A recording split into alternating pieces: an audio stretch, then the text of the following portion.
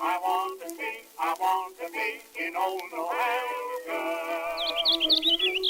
I want to go. Hi, I'm Ruth Craig. I'm here to talk to you about the 2024 spring edition of the New Hampshire Genealogical Record, volume 36, number 2. And we have a bunch of great articles in this issue. I'm just going to briefly touch upon them because I want to show you some of the very cool records that the authors have cited in these articles. So the first article is about a man named Henry Magoon. It's written by his direct descendant, Scott Allen Magoon. And Henry was a Scottish soldier who was captured and brought to the colonies in the mid-1600s, so very early. And I'll show you an early record from him. Then there's a second article by Virginia Spencer. It's about George H. Spencer by Virginia Hanson. George H. Spencer was an Englishman. He was a knitter. He and his whole family were involved in the knitting industry, which started to go downhill in England. And also he lost his first wife, and he came to this country and ended up in Belknap County, New Hampshire, sort of central New Hampshire, came in around the time of the Civil War. And then there's a third article about a Revolutionary War soldier. This is part 2 of a series of articles about him and his descendants. His name was Elijah Benton. He came up here from Connecticut after the Revolutionary War, and then his descendants were born way up in northern part of New Hampshire around the early 1800s, just as that part of the state was being separated out as a separate county, Coas County. So then the final article we have is a book review by Martin E. Hollick. It's a review of the latest in the Great Migration series, Immigrants to New England, 1636 to 1638. And it's a very information-packed article. If you don't know much about the Great Migration series, as I didn't, you will learn so much just from this book review. Okay, but I'm going to not talk about the article so much as, let me see if I can share my screen and show you some of the cool records, because our authors are always very carefully documenting their work. And this is a record from the Henry Magoon story. What I'm showing you here is the New Hampshire Town Records from Dover, Volume 1. And this is a recopied record of a record that was created for Henry. So I'll show you the original record in a minute, but here we can easily read more easily read the recopied record. Whereas there was 20 acres of land given unto Henry Magoon at a public town meeting in the year 1656. And then it goes on to describe the land that he received. And he came over as a captive, and he prospered, and his family prospered in the colonies. So that is the recopied record. You can see here they've written, it was the original record that they recopied from was on page 53. And again, these are the state copies of the Dover Town Records. The state page number is 368. Now, I want to show you the original of that record because it is so cool. Let's see.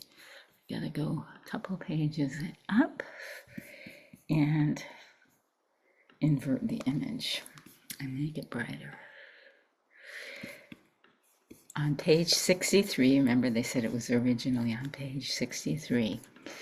Here is that record. And you can see it's very, very difficult to read. Whereas there was 20 acres of land given to Henry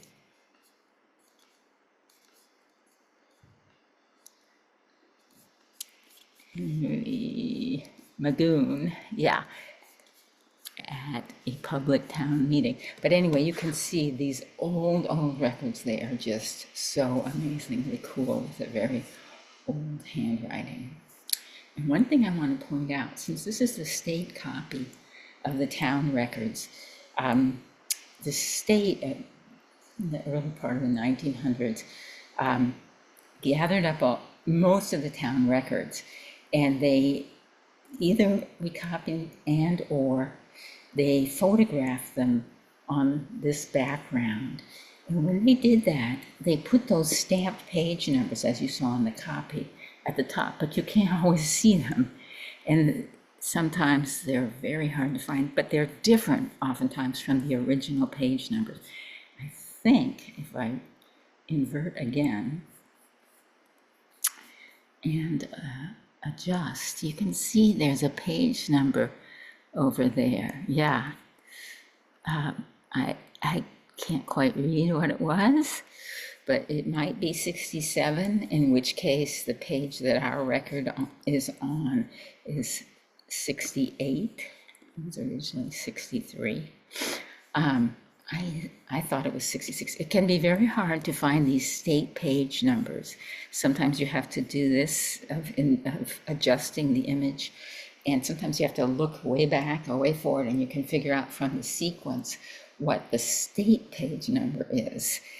And so this is, for example, this is the previous page, page 62 originally, and maybe 67 from the state page. And the reason it's important is because if you're given a reference and they're giving you the state page number, you may not see the, you may see the original page number, and you may go to that page number, and you may not see the record of interest because they're citing the state page number. Okay, so anyway, that's a very cool old record. And now I wanted to show you a record related to George H. Spencer. This is the town death record of the town of Guilford for the year of March, that ended March 1883, and that's when George's second wife died. He remarried in the U.S. Where is she? Margaret Spencer. So you can see here, this is the original town record. She died at age 50, female, white. She was married. She was born in London, England. This just says that she died in Lake Village, which is one of the interesting features of this article by Virginia Hanson. And what did she die of? London, England. She died of dropsy, some sort of swelling, edema. Maybe her heart was not working anymore. On January 2nd, 1883. And here, from her age, you can get an approximation of what her birth year was, given that she was 50 on that date in 1883. Sometimes you'll get the years, months, and days, and then you can make a calculation as to the actual birth date. So these are the town records, and in New Hampshire, most of the town records were recopied beginning around the 1905, 1906 onto state cards. And here I'm showing you, it's over here, for the third story in this issue about the Benton family. This is one of the sons, Joel W. Benton. All of the sons that are covered of Elijah Benton, the Revolutionary War soldier, the three sons that are covered in this issue actually went out of state. But Joel came back when he was approaching old age. And so these are the state cards rather than the town. But he actually died, I don't know if you can read this, died at the county farm. So he probably died at the Belknap County Farm. He died in Laconia, which is in Belknap County. But we know when he died, in 1778. We know he was 74 years old, probably. But we don't know where he was buried. And we have another article in another previous issue about the Belknap County Farm Cemetery, but we don't think he was buried there. So we have a lot of records. The author has found an enormous number of records on all of these Benton descendants, but there's still some unknowns. And the final point I wanted to make is that we all know death records are sometimes inaccurate because who's ever writing the record might not know.